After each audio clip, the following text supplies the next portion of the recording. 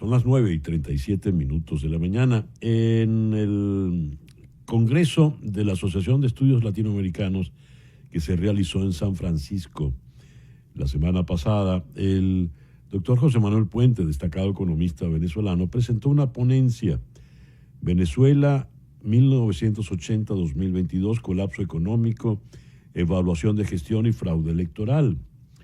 Puente sostiene que puntualmente en el periodo 2014-2020, Venezuela sufrió la peor crisis en magnitud y duración de su historia, con una pérdida del 75,29% del PIB total, además de representar la peor crisis económica que se haya vivido en el mundo en las últimas 4 décadas, y el único país que sufrió una hiperinflación en América Latina en este siglo XXI. ¿Por qué? Vamos a Copenhague, donde en este momento se encuentra José Manuel Puente. José Manuel, muchas gracias por atendernos en el programa de hoy. Muchas gracias, César. Con un malestar de gripe, pero muy bien, sobreviviéndola. Bueno, espero que te mejores pronto. ¿Por qué ese periodo 2014-2020 fue tan literalmente sangriento? Sí, hubo una tormenta perfecta, César Miguel. Durante este periodo se implementaron en Venezuela controles de precios, controles de cambio, controles de tasas de interés, controles en el mercado laboral, en la movilidad laboral, y además hubo un agresivo uso de las expropiaciones y nacionalizaciones, que evidentemente hizo que Venezuela se convirtiera en el país con la menor inversión directa extranjera del continente. Si el modelo de desarrollo no tenía gasolina para crecer a altas tasas. Y por supuesto fue un ciclo de recesión. Esto lo hemos estado discutiendo un grupo de colegas. De hecho, en San Francisco se presentaron varios trabajos sobre el tema. Francisco Rodríguez tiene un libro también sobre este tema. Y lo que no cabe duda es que el colapso de Venezuela entre el 14 y el 20 es el mayor ciclo recesivo que ha vivido Venezuela, el mundo, al menos desde el año 80. E inclusive con alguna data, lo que pasa es que no hay mucha data homogénea, más atrás del 80, podríamos hablar que probablemente la peor contracción para un país en periodo de paz. Es decir, es algo realmente abrumador. Es un cuerpo económico que pesaba 100 kilos y después de 7 años de una enfermedad muy fuerte, muy virulenta, perdió 75% de su masa muscular. Y eso en paralelo con un ciclo de hiperinflación entre el 17 y 21. Venezuela vivió una hiperinflación que fue la única hiperinflación del siglo XXI, y de 4 años y algunos meses. Entonces esa combinación de factores simplemente deshilacharon a la economía venezolana y generaron impactos sociales muy fuertes sobre los ciudadanos, especialmente sobre los más pobres, y tienes un ciclo, colapso, desajuste social y pérdida de capital humano, migración, consecuencia de la conclusión de la terrible crisis que hizo que los salarios venezolanos sean hoy, tanto el mínimo como el promedio, los salarios más bajos de toda América Latina. En el periodo 2020-2025, en este quinquenio, ¿qué ha ocurrido? Hubo un ligero crecimiento, de acuerdo a data oficial, muy debatible, porque el Banco Central ha publicado data a contagotas, no ha ofrecido explicación de la metodología que utilizó, hizo empalmes heroicos, pero su crecimiento ha sido de cualquiera de las maneras muy pequeño. Todavía Venezuela está, después de estos 5 años de supuesto crecimiento, a 70 sótanos de la planta baja de la economía. Todavía hoy la economía venezolana, solo para darte una idea, el PIB total venezolano después de la contracción es hoy menor al de República Dominicana, una pequeña isla en el Caribe que hace 30 o 40 años tú me hubieras dicho que Venezuela iba a tener un PIB, el país con las principales reservas de petróleo del mundo, un Producto Interno Bruto menor al dominicano, y de hecho que eso no era posible, y ocurrió. República Dominicana hoy tiene un Producto Interno Bruto más grande que el de Venezuela, y el de Venezuela, consecuencia de este cóctel de política económica tan nocivo que llevó a Venezuela al peor ciclo económico de su historia. José Manuel, 60 sótanos de la planta baja es 60 pisos por debajo de la superficie. Correcto.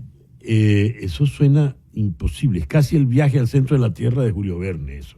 El foso total. Cuando tú dices, ese paciente perdió el 75% de su masa, de su contextura, se perdió el 75% del PIB. José Manuel, estamos hablando de alguien que por lo visto exprofeso decidió matar a ese paciente. Es decir, estos gobernantes decidieron asesinar a Venezuela. Sin lugar a dudas, César, algo que es muy claro para mí es que el objetivo central de la revolución es preservar el poder a costa de lo que sea. Y el costo económico y social que pueda pagar la sociedad venezolana no le importa. Entonces ha tomado múltiples decisiones de política económica, primero por incompetencia, por ignorancia y también por incentivos políticos, porque al final su objetivo central es preservar el poder a como dé lugar. Y eso es lo que ha hecho, y por supuesto la economía ha ido por un muy mal camino, y Venezuela es hoy un país pobre, un país deshilachado, que produce el 20% del petróleo que producía en 1998 cuando Hugo Chávez llegó al poder, y que vive, este año de hecho va a tener la inflación más alta del mundo. No hiperinflación, pero ya tiene una inflación de 3 dígitos, que será la más alta del mundo. Y con eso continuará el proceso de desajuste económico y social migratorio venezolano. Y nosotros esperamos, y lo discutimos también en San Francisco, una nueva oleada migratoria en el 2025, que ya está ocurriendo y que podría llevar a tener en el 2026 cerca de 10 millones de venezolanos fuera de las fronteras venezolanas, consecuencia del desajuste macroeconómico social que vive Venezuela. A este ritmo, ¿qué será Venezuela tan lejos como el año que viene, en el 2026, José Manuel?